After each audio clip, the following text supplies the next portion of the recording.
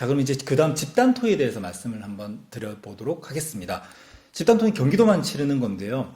선생님, 그 집단 토의라는 단어를 처음 들었을 때 어떤 상황이 예상이 되셨어요?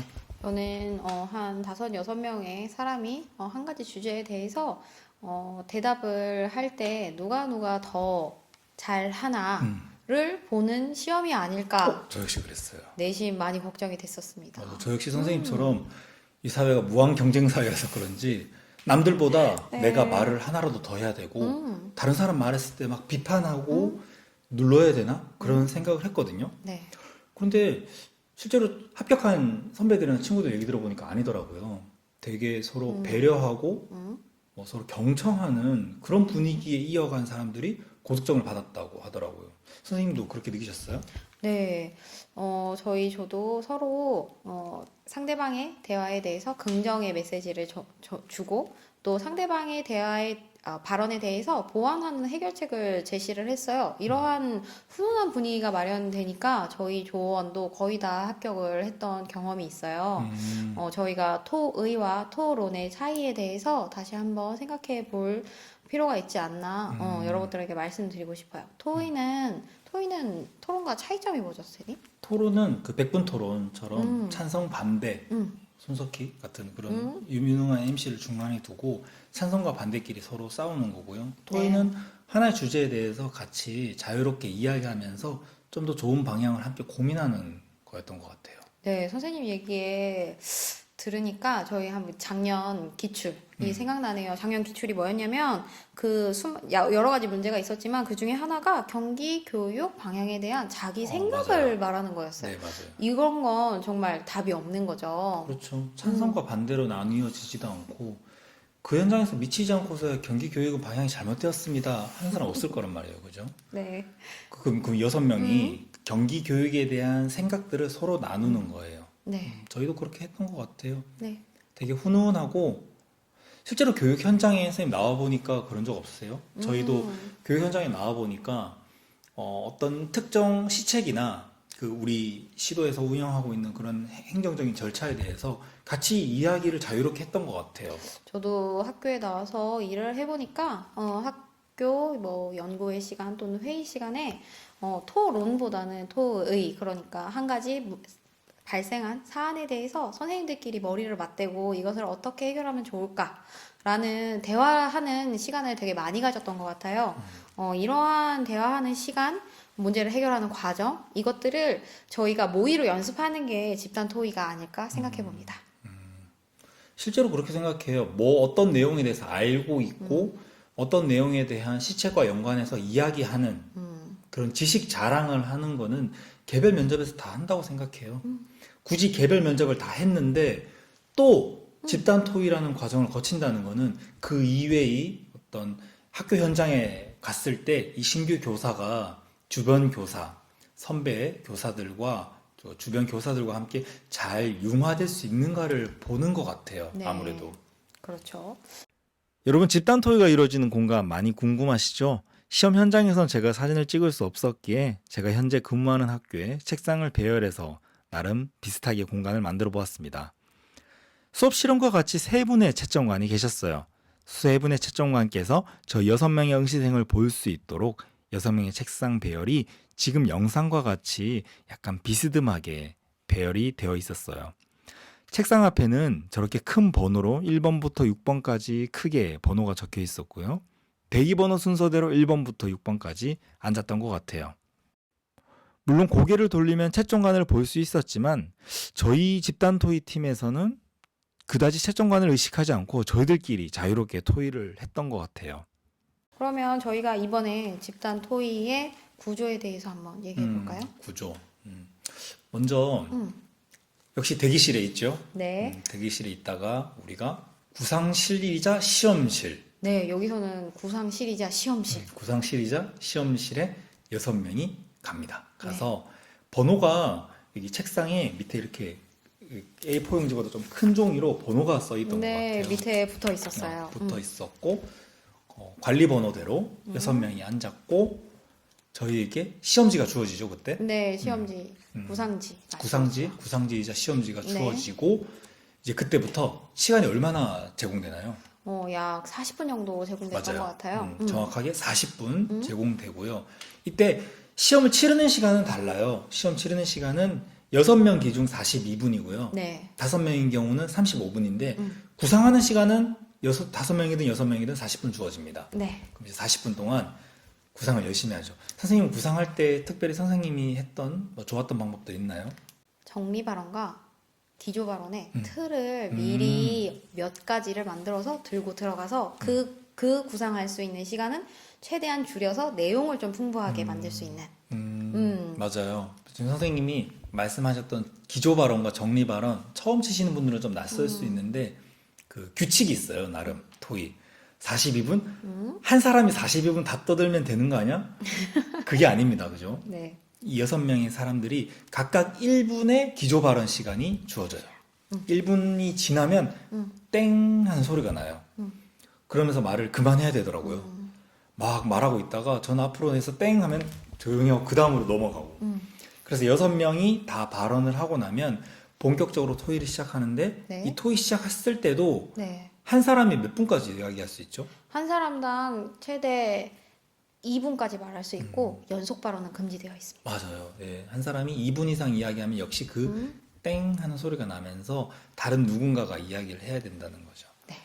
제가 아까 말씀드렸던 합격자들이 이야기를 들어보니까 2019년도도 그랬고요. 한 3가지 정도의 시책, 3가지 정도의 논제에 대해서 토의를 합니다. 토의를 하는데 이 토의를 막 중구난방으로 하는 게 아니라 사회자 역할을 누군가가 해야 되더라고요. 사회자가 누군가가 되어서 정말 부드럽게 자연스럽게 토의를 이끌어 나가야 되는 거죠. 근데 여기서 누군가가 사회도 아무도 안 보려고 그러고 누군가 한 명이 계속 이야기를 막 하려고 한다거나 시간을 끌어버리게 된다면 이 6명의 점수가 그 사람 포함해서 전부 다 낮게 나오는 거예요. 그래서 그 사회자가 되든 아니면 다른 사람들 전부 다 협력을 하든 자연스럽게 이 토의를 잘 이끌어 나간다면 6명이 전부 다 점수를 잘 받게 되는 거겠죠. 그래서 그런 말도 있더라고요. 집단 토의 같은 경우는 6명이 다 고득점을 받거나 6명이 다 점수가 좀 낮게 나오거나 하는 경우가 있다고들 들었습니다. 그러면 아까 말씀드렸듯이 2분 이내의 개별 발언들을 이렇게 한 사람이 연속해서가 아니라 이렇게 6명이 번갈아 가면서 하고요. 마지막 6분이 남으면 뒤에서 안내를 해줘요. 이제 정리 발언 시작하세요 라고 하잖아요. 네. 1인당 역시 기조 발언처럼 1분 이내에 오늘 토의에 대한 내용들을 정리하는 개별 발언들을 하게 됩니다. 네. 이것이 집단 토의의 구성인데요. 선생님은 사회자를 하셨어요? 저는 겁이 많기 때문에 사회자를 하지 못했습니다. 그러셨구나. 선생님은 어떤 저는 역할을 하셨죠? 제가 사회자를 하게 됐어요. 오. 그런 게 있었어요. 처음에 집단 토의를 도입한 게 몇 년 안 됐잖아요. 네. 처음에는 그런 속설도 있었어요. 사회자 하면 점수 높게 나온다. 음. 그래서 서로 하려고 했다가 그 다음 해 되니까 사회자를 하더라도 유재석처럼 잘하면 점수가 잘 나오고 못하면 오히려 감점이 되는, 그쵸? 안 하는 이만 못한 게 된다라고 해서 사회자를 누가 하느냐 안 하느냐가 중요한 게 아닌 게 된 상황이 됐어요. 근데 금방 말씀드렸듯이 저희는 어떤 상황이었냐면 6명이 기조 발언을 다 하고 나서 서로 눈치를 보는 거예요. 근데 서로 눈치를 보면서 아무 말도 안 하는데 시간은 그러고. 계속 흘러가는 거죠. 누군가는 사회자를 해야 되는 상황이었고 그때 제가 사회자 하겠습니다 할 필요 없어요. 뭐 여기 MC 써놓을 필요도 없고요. 그냥 자연스럽게 이제 이 토의를 이끌어가면 되더라고요. 그래서 저 같은 경우는 뭐 이제 기조 발언을 전부 다 하고 나서 제가 자연스럽게 오늘 자연스럽게란 말 많이 드리네요. 자연스럽게 문제의 내용에 대한 정리를 간단하게 했어요. 저희들에게 제시된 문제의 내용은 A, B, C에 대한 내용입니다. 네.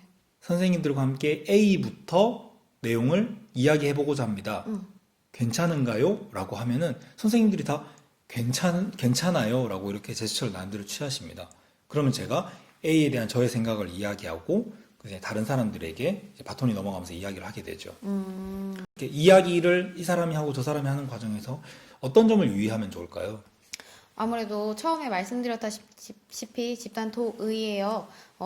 여러 사람이 모여서 하나의 해결책을 만들어가는 과정이기 때문에 상대방의 의견을 존중하는 제스처가 상당히 필요해요. 이러한 제스처를 어떻게 표현할 것인가 좀 연구해 보는 게 필요한데요. 저 같은 지금 경우는 이렇게? 네, 이런 긍정의 제스처도 좋고, 뭐, 앞서 몇 번, 뭐, 관리 번호 몇 번님의 말씀, 뭐, 공감하는 바입니다. 이렇게 말하는 것도 좋고, 관리 번호 몇 번님이 이렇게 말씀하셨는데, 저는 이 생각에 뭐, 공감하면서 이에 덧붙여, 저는 뭐라고 생각합니다. 맞아요. 저도 이 방법 많이 썼던 것 같아요. 네. 이렇게 말을 하면 상대방의 의견을 존중하면서 나의 의견까지 자연스럽게 피력할 수 있는 좋은 방법이 아닐까 싶어요.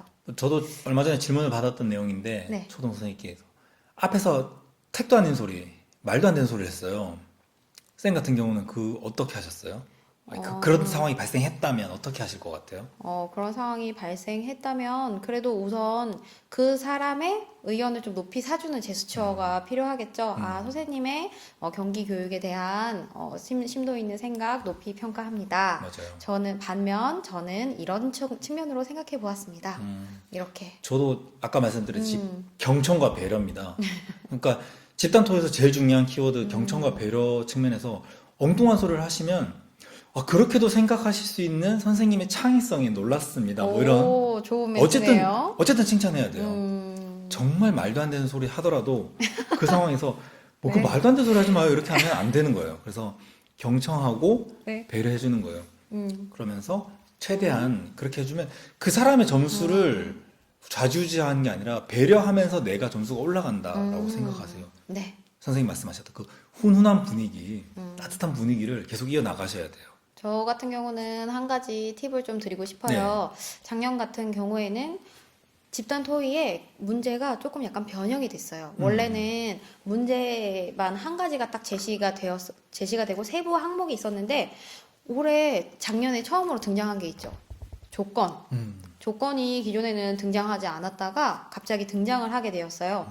이렇게 어떤 시험이건 내가 준비했던 것과 변수가 나타나기 마련인데요. 이때 저희가 구상 시간 40분을 충분히 받습니다. 이 시간에 이 토의가 어떠한 방향으로 나아갈지 한 가지 방향만 생각하지 말고 사회자를 맡은 사람이 이러한 방향으로 끌고 갈 수도 있고 중간에 인터셉트를 한 사람이 다른 방향으로 끌고 갈 수도 있구나. 이런 다양한 변수의 가지수들을 생각하면서 가능한 많은 답안, 가능한 많은 맞는 키들을 만들어 놓으시는 게 집단 토의를 무리 없이 잘 이끌어 나갈 수 있는 좋은 방법이라고 생각 들어요. 지금 선생님 말씀 들어보니까 맞아요. 그런 경우도 있어요. 사회자가 한 분이 하시다가 중간에 사회자가 자연스럽게 넘어가는 경우도 있어요. 그죠? 네, 그렇죠. 어떤 상황이든지 선생님 말씀대로 변수가 생길 수 있어요. 네, 사회자를 한 분이 하는 것보다 여러 명이서 나눠서 하면 좋다라는 맞아요. 얘기도 사실 저희는 채점지를 볼 수 없어서 사실 여부는 확인할 수 없지만 그런 이야기도 돌고 있거든요. 누구 하나 꼭 역할을 정해서 한다기보다 상황에 따라서 다양한 케이스들이 발생할 수 있기 때문에 이런 케이스들을 좀 연습하시는 걸 의도적으로 연습하시는 걸 좀 추천드려요. 맞아요. 배려하고 경청하면서 또 사회자를 할 수도 있다는 생각에 있어서 전체적인 흐름도 이해를 하고 있어야 될 것 같아요. 네. 그리고 저는 그 배려 경청 측면에서 그 구상지 있잖아요. 네. 거기다가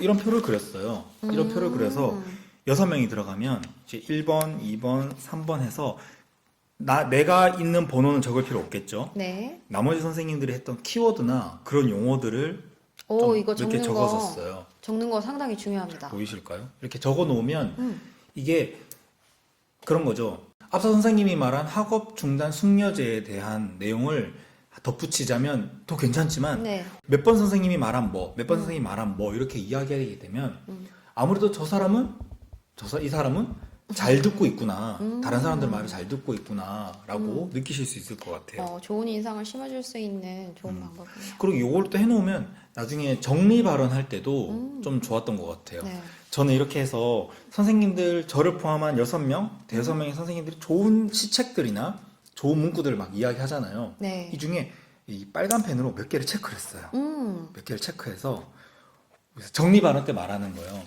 지금까지 뭐에 대해서 이야기해 보았는데 네. 몇 번 선생님의 뭐 내용, 몇 번 선생님의 뭐 내용, 몇 번 선생님의 어떤 내용들은 제가 생각도 못했던 아주 좋은 내용이었습니다. 뭐 학교 현장에 가서 교육 현장에서 꼭 시행할 수 있도록 노력하겠습니다. 네.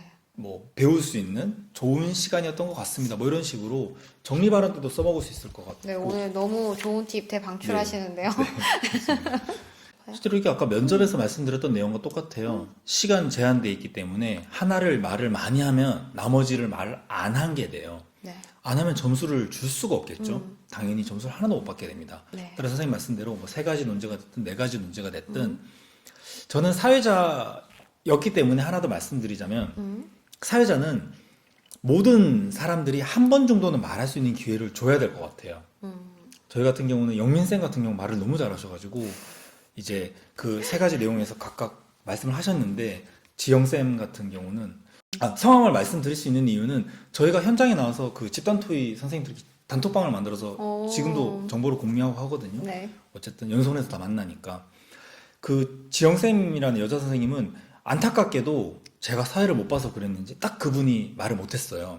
그래서 3가지 논제에서 첫 번째 논제는 6명이 다 얘기하고 사회자로서 그럼 그 다음 논제로 넘어갈까요? 했을 때 또 6명이 다 이야기하고 마지막 논제에 대해서 이야기할 거에서 5명이 얘기했는데 마지막 선생님 말씀하시기 전에 정리 발언 시작하세요 라고 해버린 거예요. 그래서 되게 개인적으로 되게 안타까웠는데 어쨌든 연수원에서 지영쌤을 만나니까 너무 반갑더라고요. 다행이다. 그래서 제가 지금 드리는 말씀 연습하다 보면 어떤 상황인지 알게 될 거예요. 네. 그리고 또 하나 더 말씀드리면 또 사회자를 하신다고 감안하면 또 하나 더 말씀드려야 되는 게 배려해야 된다고 말씀드렸잖아요. 그래서 말을 하는 것도 아 다르고 어 다르다고 지금부터 뭐 경기 교육에 대한 개인적인 의견을 말해 보시기 바랍니다. 저는 이거 바람직하다고 생각해요. 그럼 어떻게? 경기 교육에 대해서 말씀을 나눠보고자 하는데 괜찮으신가요? 라고 하는 거죠. 그럼 사람들이 다 괜찮다 하겠죠, 당연히. 네. 그리고 만약에 이제 시간을 봤을 때 사회자로서 네. 이제 이쯤 되면 2번째, 3번째 논제로 넘어가야 되겠다 싶을 때는 또 얘기를 하는 거예요. 자, 그러면 우리 첫 번째와 2번째 논의 사항에 대해서는 토의가 어느 정도 된 것 같은데 3번째 논제로 넘어가도 될까요? 라고 말하는 거예요. 그러니까 3번째 논제로 넘어가겠습니다. 이제 그만 얘기하겠습니다. 이런 일방적인 뭔가 누군가 주도하는 듯한 그런 방식보다는 배려하면서 청유형이죠. 하면 어떨까요? 이런 식으로 진행하는 게 아무래도 좀 좋은 것 같더라고요. 네. 집단 토의 역시 시책과 함께 버무려서 말하면 좋은 것 같아요. 네, 사실 집단 토의도 면접의 연장선상이기 그렇죠. 때문에 경기 교육에 관심이 있다, 공부하고 있다라는 열의를 보여주는 게 좋을 것 같아요. 저희는 그 최민쌤 상황 다 얘기하겠네.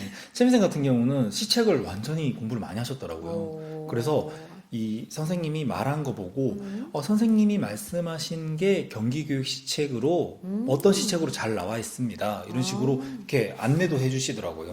너무 좋아요. 역시 이것 또한 지식 자랑하듯이 선생님 그건 이거예요라고 가르치는 게 아니라 이렇게 넌지시 알려주는 그런 센스, 그런 태도, 집단 토의 굉장히 중요하다는 거 네, 오늘 유념하시기 바랍니다. 정말 많이 강조하시네요, 선생님. 이렇게 배려와 경청이 중요한 집단 토의. 집단 토의야말로 나머지 다른 내용들은 혼자서 연습을 많이 할 수 있는데 저는 집단 토의야말로 스터디가 반드시 필요한 영역인 것 같아요. 선생님 이 스터디를 활용해서 집단 토의 실력을 높이기 위한 방안들 어떤 게 있을까요? 저 같은 경우는 대부분 4명 정도의 구성원을 가지고 스터디를 꾸려 나가는 걸로 알고 있어요. 근데 이럴 때 매번 4명끼리만 하면 그 했던 얘기를 계속 반복하는 그런 경향이 있어서 금방 또 매너리즘에 빠지게 되더라고요. 그래서 이럴 때에는 여타의 다른 스터디원들과 함께 약속을 잡아서 같은 날 모여서 한번 스터디를 해보는 게 어떨까 추천을 드리고 싶습니다. 맞아, 또 하나 더 덧붙이자면 뭐 이렇게 하는 거예요. 덧붙이자면 그 선생님이 말씀하신 그런 여타의 스터디를 네. 반드시 특수 교과끼리 할 필요는 없다는 거죠. 그래서 좋네요. 저는 다른 교과 선생님들과 집단 토의도 한번 해봤는데 기회가 되어서 해봤는데 수학 선생님들이셨는데 어떻게 색다르고 좋았던 것 같아요. 제일 차이가 났던 게 저희는 학생들을 지칭할 때 아이들 이야기를 조금 입에 좀 그쵸. 익어 있었는데 수학 선생님들이다 보니까 학생들 하면서 그들은 저를 보면서 뭐 기조 발언이나 정리 발언에 대한 또 다른 시각을 또 알려줬고 저 역시 그런 시각을 알려줬을까요? 어쨌든 예, 아무튼 많은 도움이 됐던 것 같아요. 네. 자, 지금까지 2차 시험에 대한 모든 것이라는 주제로 2차 시험들에 어떤 내용들이 있는지에 대해서 이제 수석 선생님과 함께 세세하게 한번 살펴보았습니다. 짧은 시간 저희가 영상을 통해서 설명을 드린다고 했지만 많은 내용들이 부족할 거예요. 여러분들이 공부를 해가면서 스터디를 해가면서 또 의문이 생기실 것이고 그 스터디 내에서 집단지성을 통해서 답안을 도출해낼 수 있을 거라 생각됩니다. 선생님, 그럼 마지막으로 하나만 여쭤볼게요. 1차 준비가 어려우셨어요? 2차 준비가 어려우셨어요? 저 같은 경우는 제가 내성적인 성격이라서 그런지 1차보다 2차 준비가 정말 10배는 더 어려운 것 같았어요. 그래서 처음 준비를 할 때는 막 몸둘 바를 모르겠고 제가 너무 못하는 저를 보면서 막 이불을 뒤집어 쓰고 울었던 경험도 있어요. 그래서 여러분들이 지금 이 시간 조금 더 많이 지쳐있고 좀 더 쉬고 싶은 마음이 간절하고 1차 점수가 어떻게 나올지 몰라서 준비를 안 하고 싶은 마음도 있으시겠지만 나중에 여러분들이 2차 발표가 나고 허둥지둥 연습하시는 것보다 지금 조금 더 탄탄히 준비를 하심으로써 여러분들의 후회 없는 고시 생활의 마침표를 이번에 꼭 찍으시길 바랍니다. 그러면 선생님은 1차가 힘드셨어요? 아니면 2차가 힘드셨어요? 제 생각에는 선생님 같은 경우 말씀을 너무 잘하시고 재치도 있으셔서 2차 별거 아닐 거란 생각이 들었는데 어떠신가요? 아니요, 저 역시 2차가 더 어려웠어요. 1차는 그런 건 있잖아요. 내가 어찌되었든 1차 시험, 그 필기 시험장은 간다는 게 보장돼 있잖아요. 근데 2차는 갈 수도 있고 못 갈 수도 있는, 그리고 나날이 저희 교사 카페에 보면 답안이 올라오고 있고 그런 상황이고 누구는 몇 점이 누구는 몇 점이니 그런 상황에서 내가 이렇게 연습하고 시책을 보는데 머리 한 구석에 어떤 생각이 드냐면 이렇게 해봤자 시험장에 못 갈 수도 있다는 그런 두려움. 그래서 실제로 몸과 마음도 많이 지쳐있을 상황이었는데 그런 생각들 때문에 더 힘들었던 것 같아요, 2차가. 저도 선생님이 두려움이라는 단어를 말씀하시니까 이런 생각이 들었어요. 1차 같은 경우는 저희가 그래도 어느 정도 공부해야 하는 아웃라인이 정해져 있는 것 같아요. 어떠한 강론을 보면 되고 어떠한 강사의 강의를 들으면 1차를 준비할 수 있다. 그리고 심지어 기출문제도 평가원에 들어가면 연도별로 쭉 다 구할 수가 있어요. 그런데 2차 문제 같은 경우는 복기에 의존을 해야 되고 그 복기도 수험생마다 다 다르게 얘기하고 있고 심지어 지역별로도 또 문제가 다르기 때문에 복기 사안이 또 많이 각양각색이에요. 게다가 시도별로 지침도 각양각색이라 어떤 시도는 지침이 정말 많아서 숙지해야 될 게 너무 많은 부담감이 있는가 하면 어떤 시도는 너무 뭉뚱그려서 나와 있어서 내가 가서 어떻게 해야 하지? 라는 게 머릿속으로 그려지지 않는 이러한 다양한 부담감들이 수험생 여러분 머릿속에 있을 것 같아요. 이게 또 여러분들이 시험을 준비하는데 어려움을 겪는 하나의 두려움으로 다가오지 않을까 싶어요. 이런 두려움들을 막상 닥쳐서 준비하기보다는 미리미리 지금 준비하는 게 여러분들에게 좀 더 많은 도움이 되지 않을까 싶습니다. 맞아요. 그리고 덧붙여서 좀 개인적인 얘기를 하고 싶어요. 저처럼 좀 내성적인 성향을 가진 선생님들이 2차 준비에 상당히 많은 어려움을 가지고 계실 거라고 생각이 들어요. 평소에 우황청심환을 단 한 번도 먹어본 적이 없었거든요. 근데 2차 시험장에서 우황청심환을 사서 마실 정도로 2병인가 3병을 사들고 들어갔어요. 그래서 그날 2병인가를 마실 정도로 정말 많이 떨리고 긴장되는 시간들을 보냈는데 이때 나에게 무엇이 힘이 될 수 있는가, 바로 철저한 준비만이 나에게 희망이 되는 존재인 것 같아요. 우황청심환도 떨리는 마음을 진정시켜주는 것 뿐이지 능력을 만들어내는 건 아니거든요. 내성적인 분들이 더 앞서서 스터디를 할 때 많이 주눅이 들 거예요. 이렇게 앞에 나와서 쇼맨십도 있고 말도 잘하고 하는 분들이랑 같이 했을 때 나는 저렇게 못하는데, 나는 저만큼 점수가 안 나오는데, 나는 1차 점수가 컷이랑 가까워서 희망이 없을 것 같은데 하시는 분들이 지금 시간을 잘 활용하셔서 충분한 자신감을 만들 수 있는 계기가 되었으면 좋겠습니다. 선생님 너무 좋은 말씀 감사해요. 유명한 말이 있죠. 끝날 때까지 끝난 게 아니다라는 말을 여러분들에게 지금 꼭 해드리고 싶어요. 정말 끝이 아닙니다. 1차 시험 치고 나서 그 해방감에, 그 자유로움에 막 만취해서 노시다가 정말 한 달만 고생해도 되는 거를 1년 하고 한 달을 고생해야 될 수도 있어요. 그래서 지금 여러분들 많이 힘드시고 지치시겠지만 이렇게 말씀드리는 저도 마음이 편하진 않아요. 하지만 여러분들의 그 고생하는 고시생의 마침표를, 선생님 말씀하신 그 마침표를 좀 더 빨리 찍기 위해서는 끝날 때까지 끝난 게 아니다. 지금 남아있는 짧은 기간 최선을 다해서 후회 없는 시간 보내시길 바랍니다. 그리고 조만간 새 학기가 되면 교육 현장에서 같이 만나 뵙기를 진심으로 희망합니다. 이상 특수교육 읽어주는 남자와 수석학격 선생님이셨습니다. 감사합니다.